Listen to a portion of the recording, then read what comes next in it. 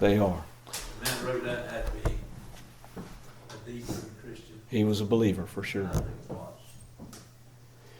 If you have a Bible and find it helpful, please turn in it to Luke chapter 21. This is where we'll spend our time. I'm going to read the text first, if I could. I begin in verse 1 of chapter 21. So if you want to take a minute and get there, usually I start with a preamble, but I'm going to save that.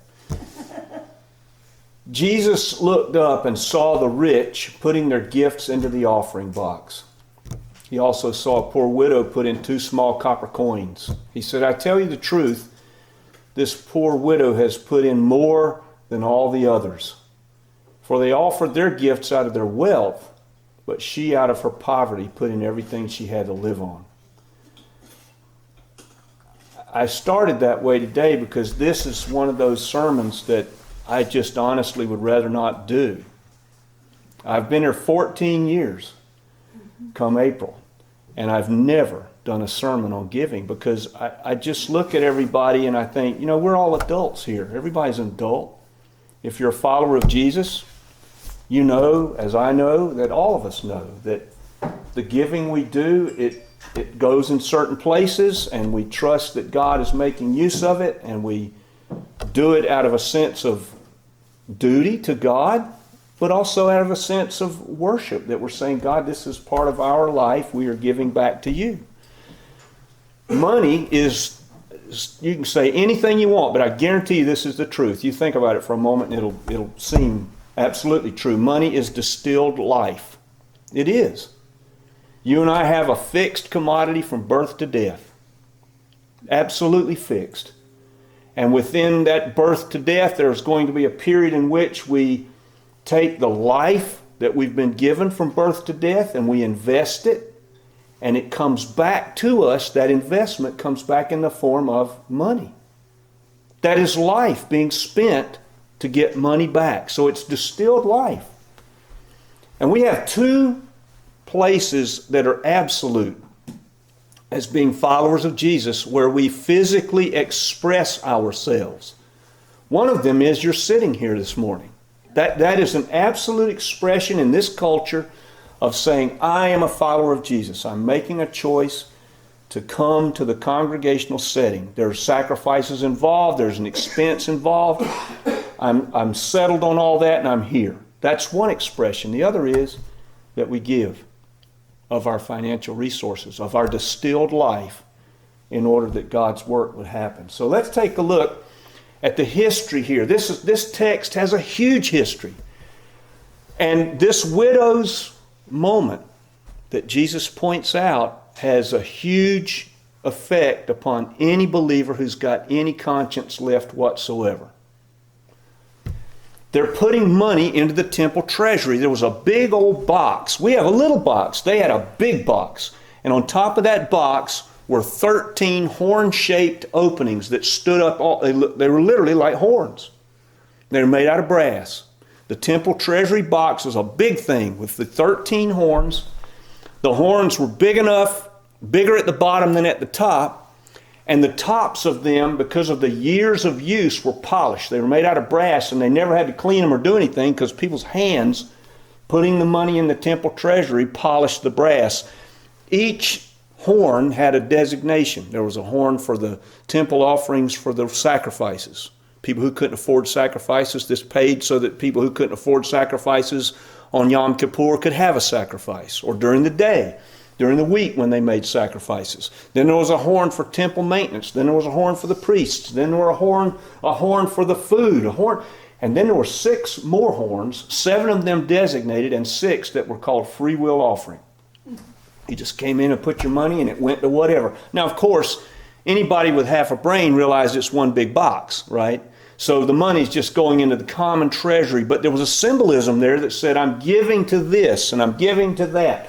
What many of you in here may or may not realize, we have churches wherein they'll say on the bulletin, First Baptist where I was used to say this, it said offerings, designated offerings. That is, somebody wrote on the check, I want this to go to pew polishing or whatever it was they wanted to give to specifically.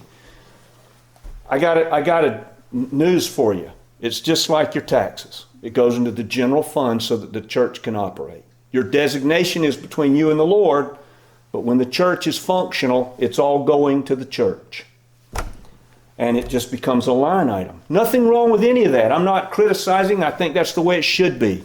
I think that all of us should come to the place where if we're going to give, we give to the local church and we say, I trust you, Lord, that it's going where it ought to go. And that's the end of it.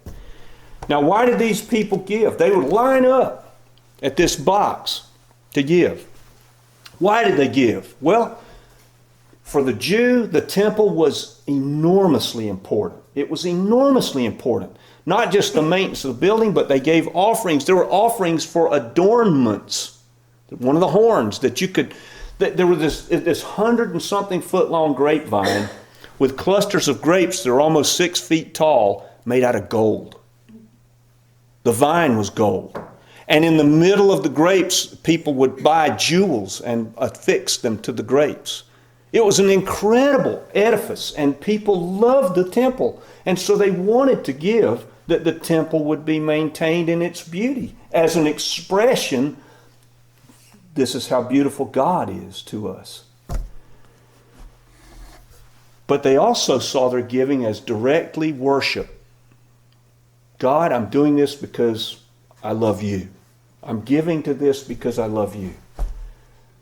There's another motivation that entered into a lot of people's lives and still enters into ours today, but I don't know how much.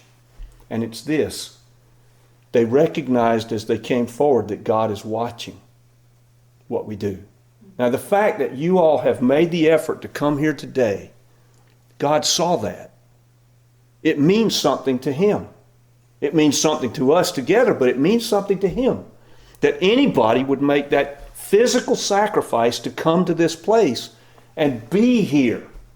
That's a sacrifice of worship to God, that it means that much to me. And it was the same with these Jews who would come and put their money into the temple offering box.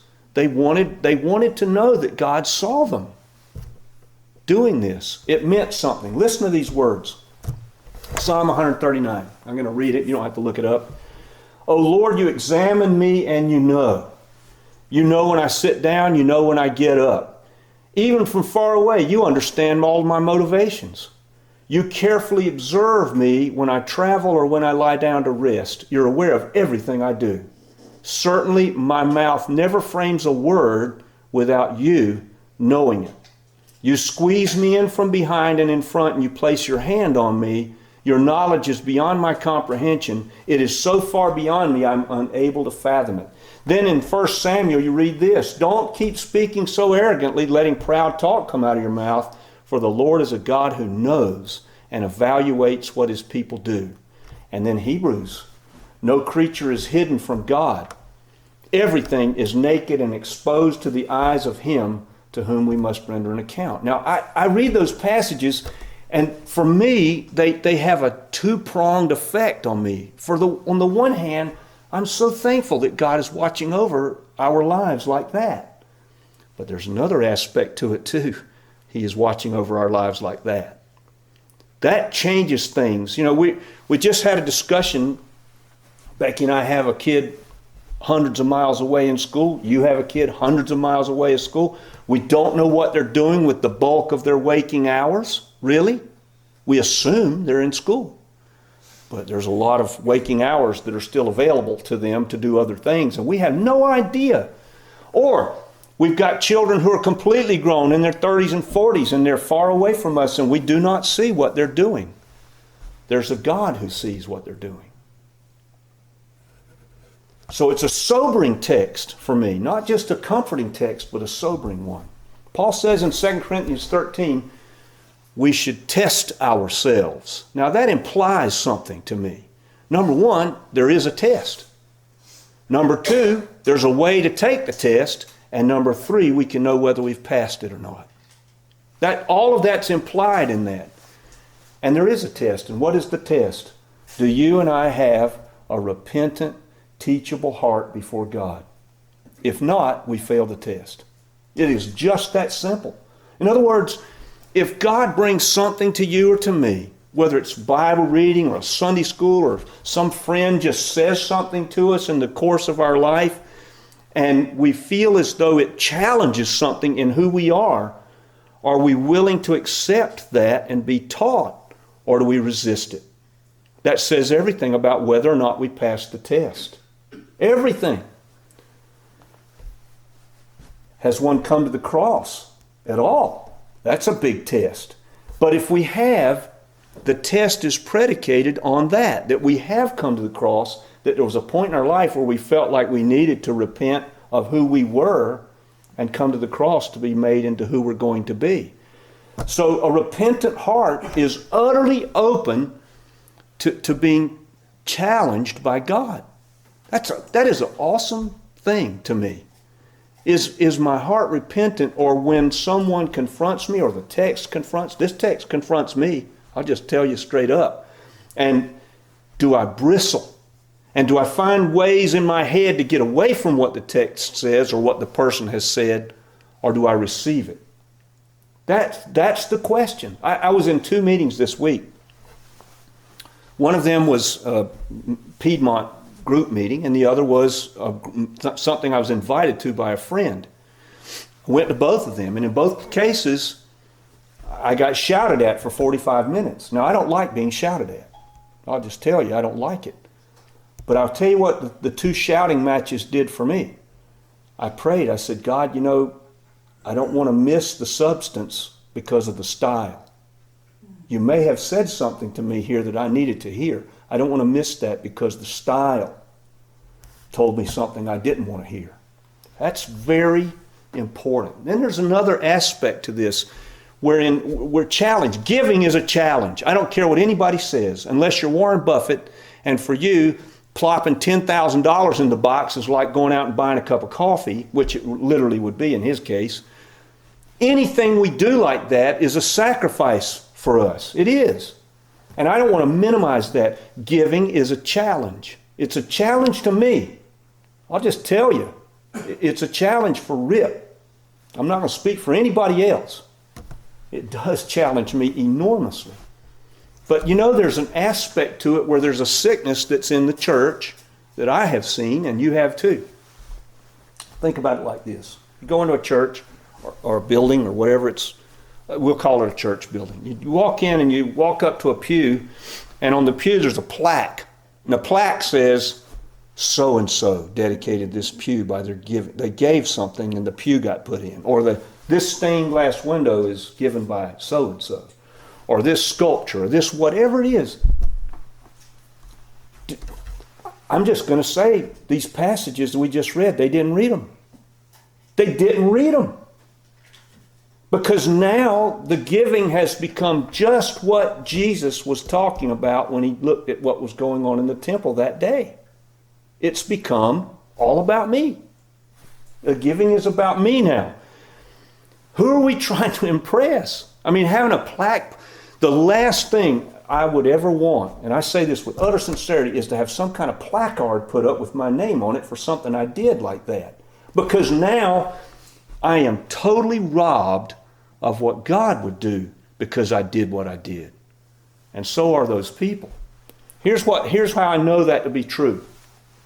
Jesus is sitting there and the box is here. And people are coming up with their gifts. All right. There were people who came into the room. History records this, who came into the temple, and their load of shekels. You had to use temple money. You couldn't use drachma or anything Greco-Roman money. It had to be changed. That's what the money changers did. You were not allowed to spend pagan money in the temple. So you got your money changed. There were people who came in who had so much money that they had to have an assistant help them carry the money to the box. Shekels are heavy. And so they would come in, and just imagine you're sitting there, you're part of the congregation, and you're near the box, you're there with your whatever it is you're going to bring, and you see somebody coming in with this huge burden of shekels. They come up to the horns and start to pour the shekels into the horns bit by bit, and they're just clattering in the box. Everybody can hear it. Everybody knows that this is somebody of great importance who has brought their shekels to the box. And everybody's going to look to see who it is. imagine what that says about the person. Now, maybe they can't help it, right? They've got to get the shekels in there. I want to give the shekels. We don't know that. But Jesus said something so pointed.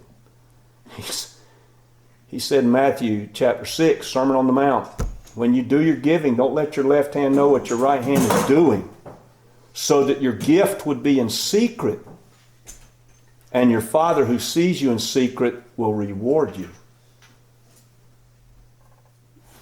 This idea that we're giving and we're producing some kind of stratification within our culture, within our congregation, in our own minds, is just wrong. We don't earn reward points for giving.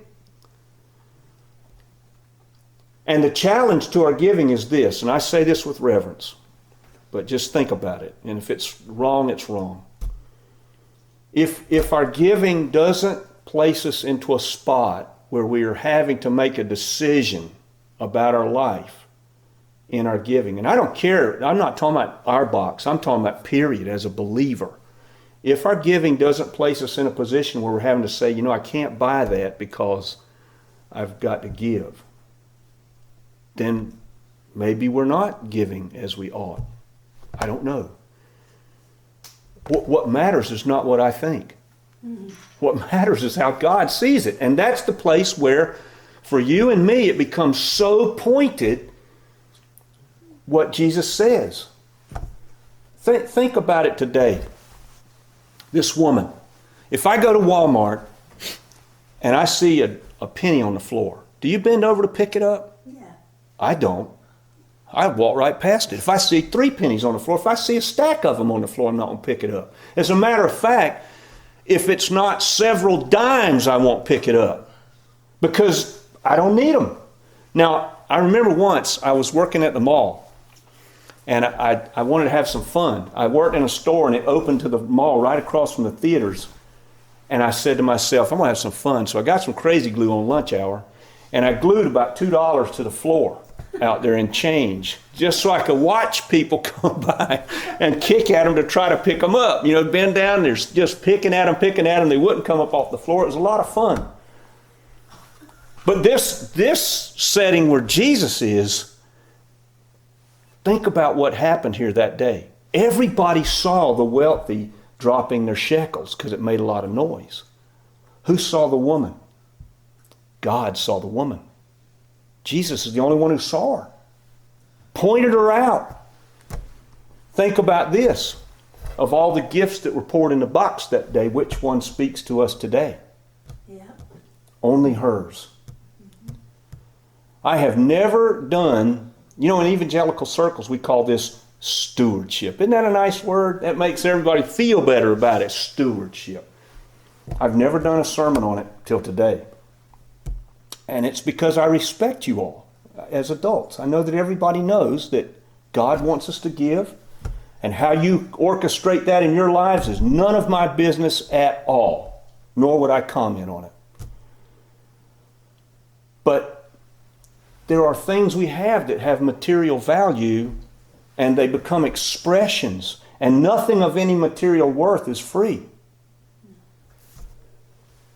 And then there are things that are immaterial that have value. Charity, love, and compassion.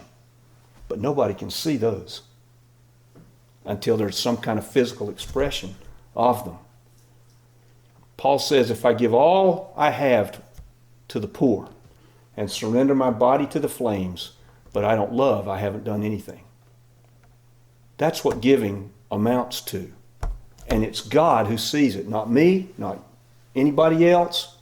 The only person who needs to see what we're doing in giving that's important to see it is God himself. Just like God that day was sitting there in the flesh and saw the woman put her 2 little bits in. What she put in didn't even add up to what would be a penny today in our denominational money.